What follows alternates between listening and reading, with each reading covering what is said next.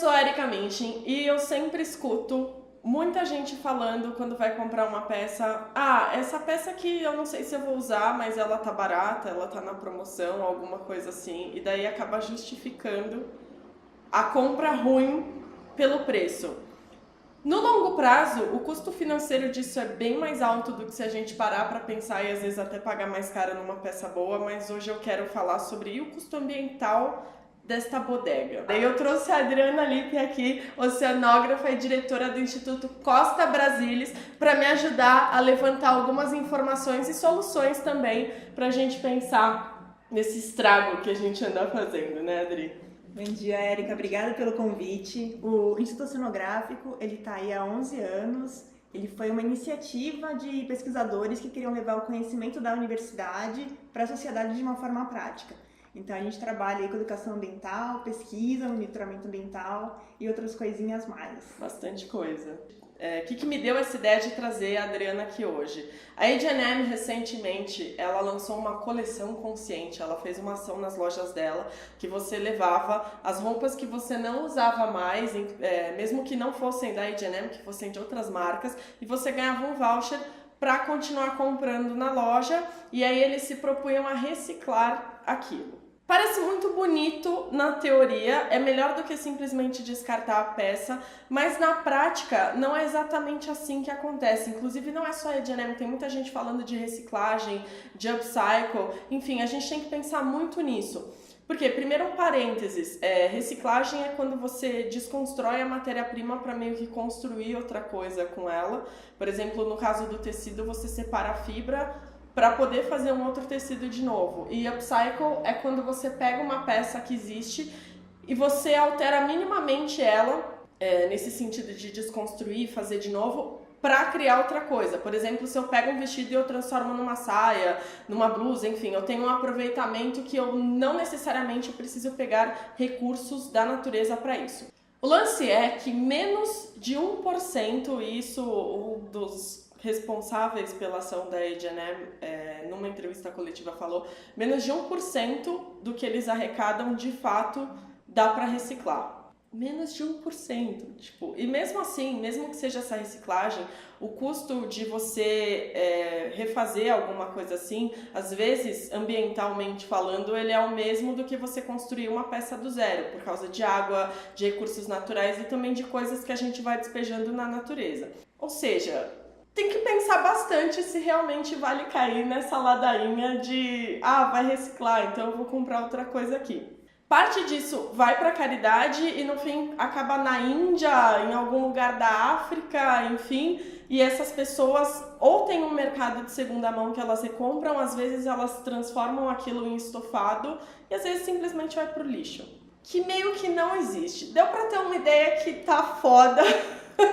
Adri, como que a gente chegou nesse estrago todo? Dá um panorama aí pra gente. Bom, a gente pode ter um panorama histórico e do pensamento humano, que lá no início da humanidade a gente era simplesmente só mais um animal vivendo e sobrevivendo na natureza. Com o tempo, foram se construindo as civilizações e a gente desenvolveu várias tecnologias, para evitar chuva, evitar enchente. Então a gente foi acabando, de uma forma, aprendendo a dominar a natureza. E isso foi evoluindo de tal forma que lá pelo século XVII a gente começa com um pensamento cartesiano, que começa a colocar o homem como um observador do que acontece. Isso foi ótimo para o conhecimento científico, a gente evoluiu muito. Hoje em dia toda a eletrônica, coisas digitais que a gente tem vieram graças a essa forma do homem conseguir se separar do ambiente e avaliar a situação. Mas por outro lado, isso ficou muito intrincado na nossa sociedade. Então é muito fácil as pessoas sentirem que elas que elas não fazem tanta parte, o que acontece, o que elas fazem no ambiente não vai, de certa forma, atingir a vida delas. Por exemplo, o lixo, Você diz que joga fora, mas você não joga fora do nosso planeta, você joga fora do seu campo de visão. E aí tem várias coisas que podem estar acontecendo que a gente está ignorando por simplesmente não querer e não saber olhar o ambiente de forma sistêmica. É que nem uma imagem que circula pela internet, né? Você joga um negócio no lixo, o lixo joga o lixo onde, né? Exatamente. É bem bizarro. Mas quer dizer que basicamente o homem, isso acontece muito porque o homem pensa em natureza como algo abstrato, né? Não como parte da natureza. A gente fala preserve a natureza, mas nunca é se preserve também, porque você é a natureza. Exatamente. Cara, isso tem que mudar, né?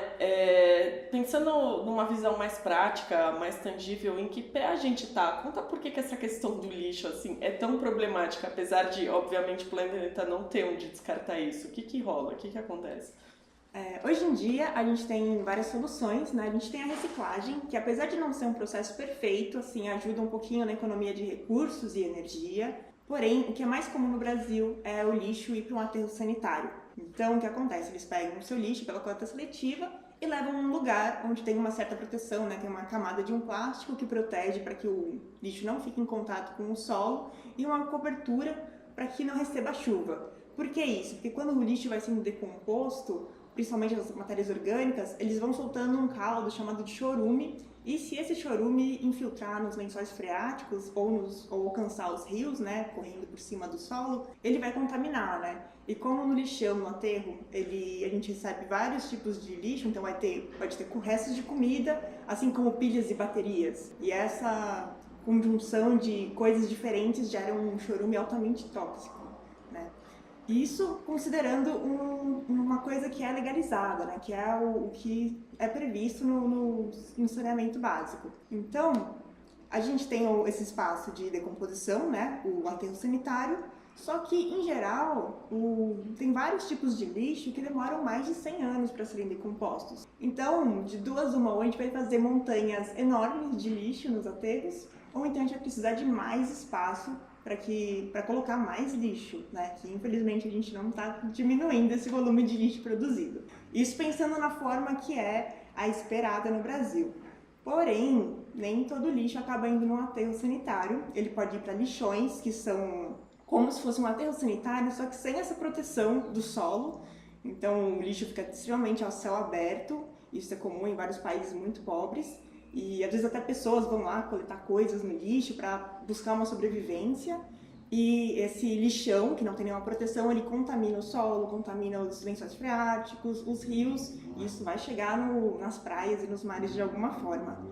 E se não for nem para um lixão, o lixo pode ficar disperso no meio ambiente, causando vários danos, seja na saúde humana, seja na fauna e na flora que tem por aí.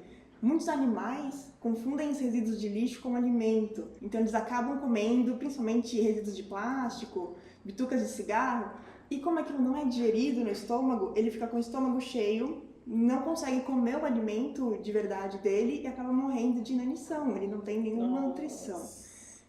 Em algumas vezes, principalmente no mar é comum, a gente vê animais que ficam enroscados em lixo, então fios de nylon, essas coisas enroscam e às vezes o animal não consegue mais nadar, se locomover, acaba morrendo, mais visado por predadores. E sem contar que esse tipo de lixo exposto no ambiente também danifica a nossa saúde, a saúde humana. Como que isso atinge? A gente fala muito das próximas gerações, mas quando a gente conversou até de fazer esse vídeo, você comentou que tem alguns problemas que em 2050 já vão atingir, ou seja, a nossa geração já está condenada, não é mais só o seu filho, você que está vendo esse vídeo está nessa também. Pois é, a gente tem estudos recentes que, primeiro, quase 90% das aves marinhas já tem plástico no seu organismo, então elas já comeram plástico, e que em 2050 é previsto que tenha mais plástico do que peixes nos oceanos. Tá certo, galera. Continue. E essa história dos químicos que são usados que vão parar na água e também da água como recurso, principalmente no processo de fabricação e de reciclagem, a gente fala muito sobre o planeta, a maior parte dele é feita de água, inclusive a gente, mas e aí, como isso impacta? A água não tá aí para todo mundo? Qual é o problema? Pois é, então, muitas produções, muitas indústrias, elas usam a água, seja no seu processo, seja para fazer algum produto, né, principalmente alimentícios, ou para limpeza de máquinas. Então, essas empresas vão precisar captar água de algum lugar, e geralmente são grandes volumes. Se é feito um estudo antes, eles avaliam a quantidade de água que pode ser captada, ou então eles compram caminhões-pipa, né, para produção. Mas de qualquer forma, se for captado do meio ambiente, mesmo o caminhão-pipa tem que captar em algum lugar a água, vai diminuir a água disponível nesse ambiente. E depois de usada essa água no processo industrial, ela vai ficar alterada, né? Ela vai estar carregando alguns contaminantes ou algumas substâncias que não são comuns ao ambiente natural, ou até mesmo alterar suas condições físicas. Então, se as indústrias seguirem a legislação, principalmente aqui no Brasil, que a gente tem uma boa legislação ambiental, infelizmente ela não é bem fiscalizada, ela vai ter que se responsabilizar por essa água utilizada. Então, ela vai ter que fazer algum tipo de tratamento, de descontaminação, ou contratar alguma empresa que cuide disso.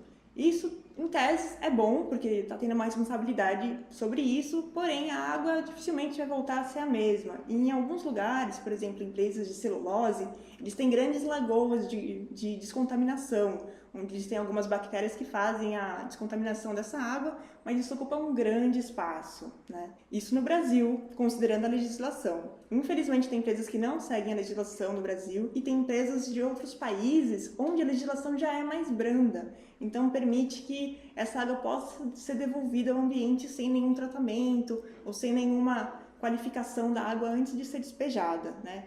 E a água devolvida assim, sem nenhum tratamento, sem nenhum cuidado de volta para o meio ambiente, pode causar vários danos.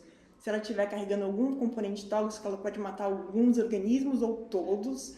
Se ela estiver com muitos dejetos orgânicos, isso daí causa uma condição que as bactérias se proliferam muito rapidamente e esgotam o oxigênio da água e pode levar à morte de peixes, né, dos animais maiores. E também até na questão de água usada para o resfriamento, a água resfria as máquinas, só que ela se aquece. E se é devolvida para o meio ambiente quente, ela também pode causar sérios danos, né? Sem contar que isso aí vai atingir a gente alguma hora na cadeia trófica. Mas bom, somos duas sagitarianas otimistas, então vamos falar sobre algo bom, vamos falar sobre soluções. Além da pessoa parar de comprar roupa só porque tá barata ou porque ela pode comprar, enfim, e descartar aquele negócio sem refletir se ele faz sentido ou não, enfim, comprar de forma mais consciente, o que ela pode fazer, Adriana, para melhorar essa situação? Seria legal ela conhecer a empresa, né, de quem ela está comprando, se a empresa se preocupa aí com esses processos de se responsabilizar pelos processos industriais, que ela está causando danos ao meio ambiente, aos recursos naturais. Como ela se informa? Tem algum cadastro disso? Geralmente você tem relatórios anuais de responsabilidade socioambiental e algumas empresas citam ou não. Então a gente fica meio que na mão de avaliar, de esperar que esses relatórios estejam confirmando a realidade da empresa para a gente se basear nisso. E, bom, na pior das hipóteses, empresas que fazem algum marketing que mostram realmente assim, olha, a gente está ajudando o Rio São Francisco a se recuperar, ou a gente ajuda as florestas a se regenerarem, porém a gente está meio que na mão da informação vinda da indústria mesmo. Mesmo quando a gente fala de trabalho escravo, a informação é muito pouca. Aqui tem o Moda Livre, que é um app excelente, e ele ajuda a buscar, eu já até recomendei aqui em outro vídeo, ele ajuda a buscar essa informação, mas o cadastro de empresas nacionais hoje, eles trabalham só com o nacional, não é muito grande, poderia ser maior, mas com relação ao meio ambiente a gente ainda não tem nada, tem que caçar. Com certeza, seria uma ótima iniciativa se surgisse aí. E depois de você já ter comprado, né, você pode pensar no seu lixo. Então, para onde ele vai, né? Se possível, se na sua cidade tiver coleta seletiva, você acompanhar os dias de coleta seletiva, deixar o lixo bem separadinho para eles. E se o lixo for biodegradável, que tal você fazer uma composteira, um minhocário em casa? De repente, isso pelo menos não vai pro lixão, né? Tem aí uma esperança que um dia a gente só jogue fora o lixo realmente que não seja biodegradável e que, ao invés de ir para um aterro, vá para as empresas que fazem essa reciclagem, essa triagem, para pelo menos não ficar parado num espaço que não vai ajudar em nada. Beleza, muito bem. Então, todo mundo esperto, todo mundo de olho, porque isso afeta a gente. Adriana, muito obrigada por ter vindo, obrigada pelas informações riquíssimas que você trouxe pra gente. Muito bom. De nada, eu que agradeço o convite, é ótimo aí estar podendo falar para a sua audiência. Gente, esse não é um publi, mas se você quer ajudar, você também pode apoiar algum instituto de pesquisa tipo Costa Brasilis. Eu vou deixar o link aqui na descrição desse vídeo. Entra lá, dá uma olhada, apoia, ajuda, etc. Conta pros amigos todos. Compartilha esse vídeo, porque não é só você fazer a sua parte, todo mundo tem que fazer. E eu te vejo na semana que vem. Um beijo!